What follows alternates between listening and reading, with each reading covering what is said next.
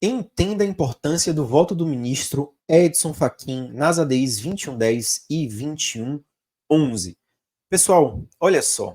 Amapá comemora a indicação do professor Luiz Edson Fachin para o STF. Aqui é uma matéria de 14 de abril de 2015. Não é somente uma conquista pessoal do professor Fachin, mas de toda a sociedade paranaense. Destaca o presidente da Amapá, Frederico Mendes Júnior. E eu ouso dizer hoje, quase 10 anos depois, que não foi só uma conquista para o Edson Fachin e para a sociedade paranaense. Foi uma conquista para o Brasil inteiro. Porque Edson Fachin é um ministro que tem um profundo conhecimento jurídico, ele tem bom senso e ele é um ser humano muito ético. E é exatamente isso que nós esperamos de todo e qualquer ministro do STF. Então, talvez dos ministros hoje, da atual composição, o Edson Fachin seja um dos únicos, na verdade, que eu tenho verdadeira admiração. Porque você admirar uma pessoa é algo muito, assim, relevante. E é difícil a gente ter admiração por uma pessoa. E o Edson Fachin, ele conquista essa admiração através do seu posicionamento nos julgamentos. Sempre coerente, sempre buscando privilegiar o direito. E quando o direito está em conflito com o bom senso e com a ética, o Edson Fachin ele consegue equilibrar como se fosse uma receita de como se portar enquanto ministro do STF. Então eu tenho uma profunda admiração aqui em relação ao ministro Edson Fachin, e nós vamos entender a importância do voto dele dentro das ADIs 2110 e 2111 para a continuidade do julgamento do recurso extraordinário da revisão da vida toda. Olha só, pessoal, o advogado e professor da Universidade Federal do Paraná, Luiz Edson Fachin, é o nome escolhido pela presidente Dilma Rousseff para atuar como novo ministro do STF. A presidente fez uma reunião com o senador Calheiros e definiu o nome de Fachin para ocupar a vaga de Joaquim Barbosa, que se aposentou, ou seja, ele ocupou a vaga de Joaquim Barbosa. Olha só, ao saber da notícia, o presidente da Amapá, Frederico Mendes Júnior, evidenciou as qualidades de Fachin e que justificam sua indicação. O professor Luiz Edson Fachin é um dos notáveis na comunidade jurídica pelo profundo conhecimento, bom senso e ética, justamente o que eu falei no início do vídeo. O Paraná e a Amapá estão extremamente felizes e orgulhosos com o nome do novo ministro do STF, afirmou o magistrado. Agora, olha só, que interessante.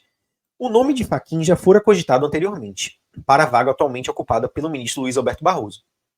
No entanto, apontava-se que ele sofreria resistência da oposição, por ser visto como próximo ao PT e a movimentos sociais. Recentemente, no entanto, Fachin recebeu apoio formal de um grupo de políticos da oposição, liderados pelo senador Álvaro Dias. Vejam, ele tinha sido cogitado para a vaga que foi ocupada por Luiz Alberto Barroso. Sendo que o pessoal estava com resistência em relação a Edson Fachin, porque teoricamente ele seria próximo do PT. E hoje, em 2024, quem é próximo ao PT? Luiz Alberto Barroso, que obedece tudo que o governo federal solicita. Então, pessoal, vamos entender, vamos voltar aqui para a tela do julgamento das ADIs 2110 e 2111, ok? Vocês já estão vendo aí. E o ministro Edson Fachin foi voto vencido no fatídico 21 de março de 2024.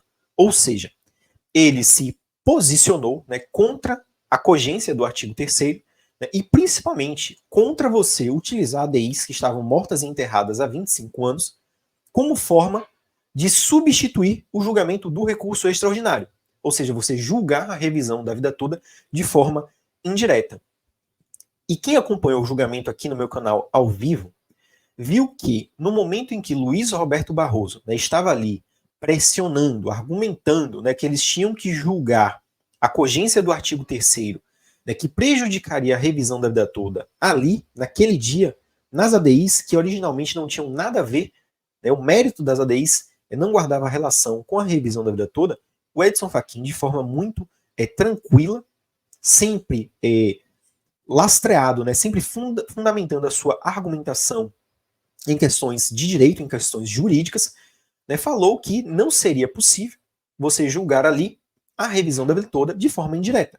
E ele se manteve firme, tanto que, juntamente com Alexandre de Moraes, Carmen Lúcia e André Mendonça, né, eles formaram o bloco de 4 votos que foram vencidos, infelizmente. E o Fachin, com uma tranquilidade, pessoal, com um bom senso, demonstrando caráter, né, demonstrando firmeza. Né? Inclusive, ele é o vice-presidente. Quando Luiz Roberto Barroso sair da presidência em outubro de 2025, né, a cada mês, pessoal, graças a Deus que passa, nós estamos mais próximos do Luiz Roberto Barroso deixar a presidência do STF.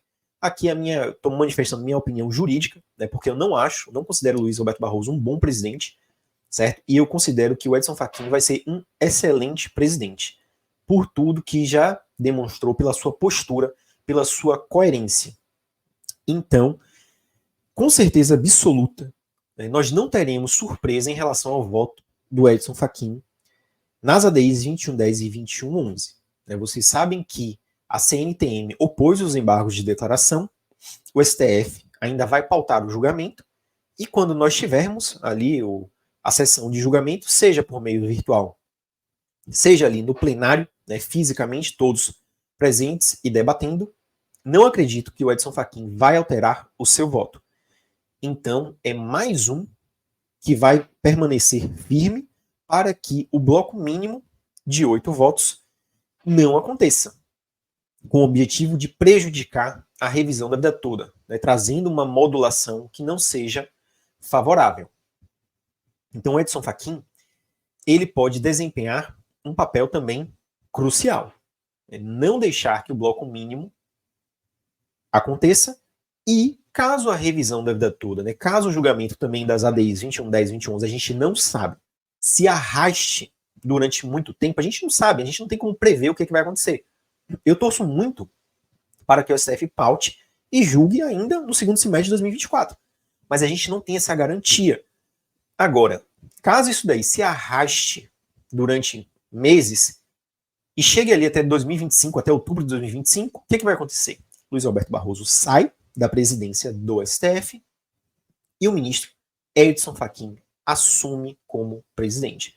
E isso, claro, vai impactar positivamente, porque ele será o responsável por pautar os julgamentos, e a postura do Edson Fachin não é de conduzir julgamento, né? Não é de tentar pressionar e influenciar nos votos.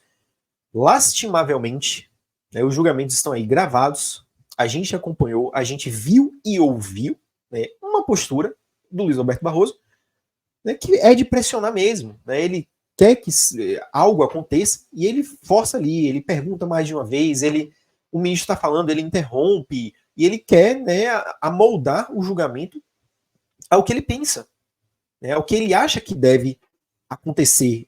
Tanto que, é verdade que eu estou falando, que ele considerou, né, o resultado do julgamento da revisão da vida toda, o recurso extraordinário, em que o mérito foi decidido, né, um erro do STF.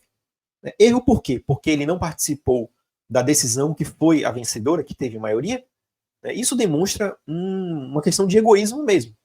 Né, ele acha que as decisões corretas são as decisões em que ele participou, né, em que o voto dele esteve no bloco vencedor, né, infelizmente. Então, o ministro Edson Fachin pode ter também um papel muito decisivo, tanto na manutenção do seu voto, quanto ao assumir a presidência do STF em outubro de 2025, porque atualmente ele é o vice.